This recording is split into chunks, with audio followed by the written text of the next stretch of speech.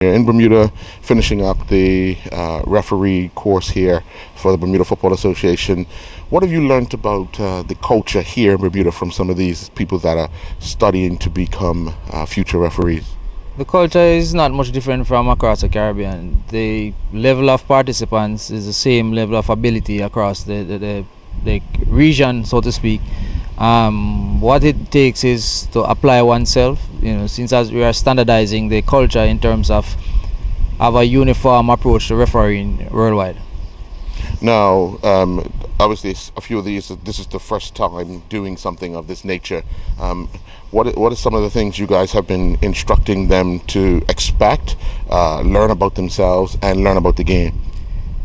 It is basically the best practices that FIFA has handed down as it relates to standardizing the decision and the way in which we operate as officials on the field. Plus the fitness aspect of becoming fitter and being able to service the game in a better way. Now, the game is evolving in the Caribbean as far as CONCACAF, CFU, now that the World Cup is around. The level of officiating in each country, can we see that now coming on even par of some sort? That is exactly what we are aiming for, so that we standardize and bring the level up to an acceptable standard, so that the whole CFU, CONCACAF, and by extension FIFA will have better officials out there on the field. All right, well, thank you very much for your time here in Bermuda. My pleasure. Chairman of the Bermuda Football Association Referees Committee. We've had an introductory course and a refresher course of some sort for the experienced referees here. What's the numbers like as far as new and those looking to hone in their skills for the 2015-16 season? At present, we have 30 participants, of which I believe it's 10 new recruits and 19, I would say, are returning officials. And we have some people that are not officiating but came out to support us. Now, there's no secret over the last few years there's been an extreme shortage of officials to administer the games week in and week out. Is this a drive and a push to go through the summer and get those numbers up? Yes, most definitely. We're hoping. We also had a referee assessors course whereby my level 1 referees were trained to become assessors, which will only help to improve for our new referees when they're out there working. They have people come and assess them, give them feedback, and put them in a classroom setting, just like school, where they can be upgraded, which will only enhance our football here in Bermuda. Now, there's always the paying fans, and I'll call them paying fans, the ones that pay to come and watch the game but think they have all the know-how. What do you say to those people who are sideline referees? For those people, I would encourage them for the next course again to have, they can come out, because we give out books where you learn the laws of the game. For this week, I would say 5 days to start on Wednesday. The participants had to undertake video testing. They had to do classroom tests. They had to do on the field activities, and I must say it was very strenuous, and our referees, it opened their eyes. Even the older referees, or I should say more experienced referees, have learned a lot. They were told under strict orders by our FIFA instructors what the law says, and they must apply the law. Bernucan, back from a course in the Caribbean for fitness instructors for referees. What are some of the things that you learned over there that you're bringing back and introducing to the locals here, our future referees and our current referees? Well, the many different things that I learned during that 5-week stay, and just for your information, was down in Barbados for the second year running.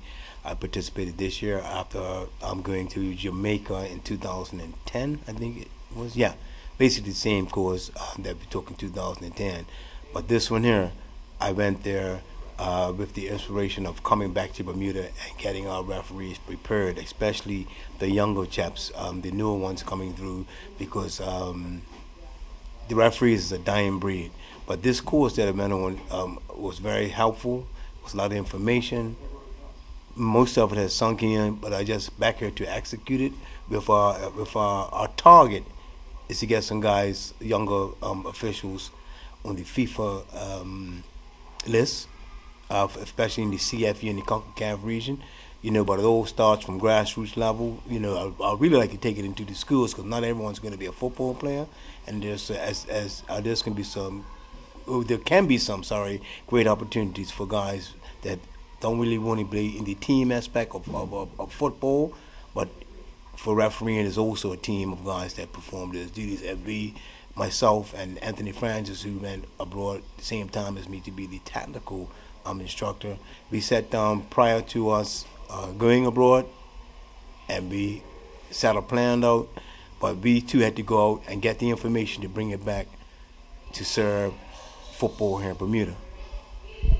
Now, you said it right. It seems like the refereeing in Bermuda, not only refereeing, but umpiring and so forth for other sports, it's dying off because people don't want to be involved in being blamed when things don't go right for teams, or you just become the target of spectators and so forth. Anyone out there interested in becoming but just don't want to deal with that, what inspiration can you give them to say, ignore what goes on outside the lines and just concentrate on what goes on the field of play? Well, my inspiration to them, or my way of thinking when I started out, because you're talking about the outside elements, meaning spectators, fans, and so on. Well, you are there to do a job. No matter how old or young you are, there's going to be abuse, and I'm not saying that it's correct, but there are guidelines concerning that. We have a code of conduct in sports in the island of Bermuda, and we have field officials or operators in place. So if you, Earl Baston, was saying anything demeaning to me or any one of my assistants involved in any given match, well, we as officials have the power to stop the game and get the attention of the operators of the fields to remove you, if I could identify you by name or by what you're wearing. Having said that, we hope that it doesn't have to cross that road. But to be an official in football, and I'm going to talk about football because this is what I've been involved with for the last 17 years, is you got to be strong. You got to be good at decision making and the right decisions, and you got to definitely have a strong mindset. Be very strong in whatever you do out there on the field of play, or even in the training sessions, because we first start talking about the fitness programs and stuff and training and technical programs. But I have always been into fitness, as you know. 124 for me. Knees started hurting a bit, so I started riding pedal cycles. And just to highlight something, when I did go on the course and we had on the polar heart monitors, as a training situation down there in Barbados, one of the trainers, one of the technical regional guys came around and looked at my heart rate. He said, "Man, what do you do for training for a 57-year-old that your heart rate is so many beats per minute, and these younger guys are way up here?" I said, "Well, hey, 100 miles a week is quite a big number for a guy that does it for fun, like I'm doing refereeing for fun, but I take it seriously." And also, there was many things shared with me in that 5 days when it comes to the human body. When you're training, when you're not training, you could have many different injuries, and some guys probably realize that. Even just yesterday, we went through a exercise routine down on the gym field, and there's a few aches and pains this morning. Not on me, because I train, but there are some guys that had done it, and some of the exercises that we done was agility, speed endurance, strength, something, core exercises, the warm-ups. A lot of them are struggling during the warm-ups. Not respectfully, I say that, but it's something that they had to get used to. But I left there with the attitude that I'm going to try to make at least one of our young fellas, or get him to that level where he could be a FIFA candidate, because there were 19 countries represented, and if one country that was represented produces an official, that makes 19 from the Caribbean or CONCACAF zone. So that's my aim to, mind you, I'm going to be working on the older fellas because they also need to be trained, and also. But to say that, Mr. Peter Pendergast and Alan Brown from the FIFA instructors, and these are top guys from this region and for FIFA period. No train, no game.